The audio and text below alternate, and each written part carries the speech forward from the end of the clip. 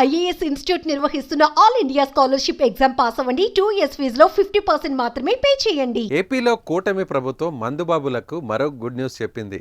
గత ప్రభుత్వంలో నాసిరకం లోకల్ బ్రాండ్ల మద్యం కొనుగోలు చేసి తాగలేక ఇబ్బందులు పడ్డ వారికి ఎన్నికల ప్రచారంలోనే చంద్రబాబు నాయుడు హామీ ఇచ్చారు.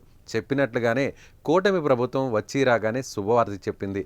పాత బ్రాండ్లన్నింటినీ తిరిగి తీసుకురావడంతో పాటు రేట్లు తగ్గించి అమ్మేందుకు ప్రయత్నాలు చేస్తోంది.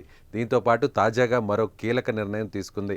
ప్రభుత్వం మారినా మద్యం రేట్లు తగ్గలేదని జనం నుంచి వస్తున్న విమర్శల నేపథ్యంలో సంచలన నిర్ణయం తీసుకుంది. కొత్త ఎక్సైజ్ విధానం ప్రకారం ప్రభుత్వం తాజాగా మద్యం షాపులను లాటరీ విధానంలో ప్రైవేట్ వ్యక్తులకు కేటాయించింది. అయితే వారు ఇష్టారాజ్యంగా ఎంఆర్పీని మించి ధరలు వసూలు చేస్తున్నారనే ఫిర్యాదులు వస్తున్నాయి. ఈ నేపథ్యంలోనే ప్రభుత్వం ఎంఆర్పీ కంటే ఎక్కువ రేట్లకు మద్యం అమ్మేవారిపై కొరడా జులిపించింది. మద్యం అక్రమాల వ్యవహారాల్లో భారీ జరిమానాలను విధిస్తూ ప్రభుత్వం నోటిఫికేషన్ జారీ చేసింది. ఎవరైనా సరే ఎంఆర్పీ కంటే ఎక్కువ ధరకు విక్రయిస్తే 5 లక్షల రూపాయల జరిమానా విధించనున్నట్లు ప్రభుత్వం ఉత్తర్వుల్లో పేర్కొంది.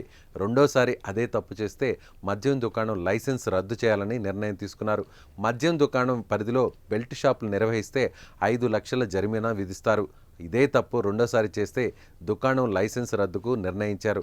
ఏపీ ఎక్సైజ్ చట్టం సెక్షన్ 47(1) ప్రకారం ఈ నోటిఫికేషన్ జారీ చేశారు. ఇదే నిబంధన కింద బార్ లైసెన్సులకు వర్తిస్తాయని నోటిఫికేషన్లో పేర్కొన్నారు. సో మందుబాబులు అధిక ధరలకు కొనుగోలు చేయక్కర్లేదు. సో మీకు ప్రభుత్వం గుడ్ న్యూస్ చెప్పింది. ప్రభుత్వం తీసుకున్న ఈ నిర్ణయంపై మీరేమంటారో మీ అభిప్రాయాన్ని కామెంట్ చేయండి.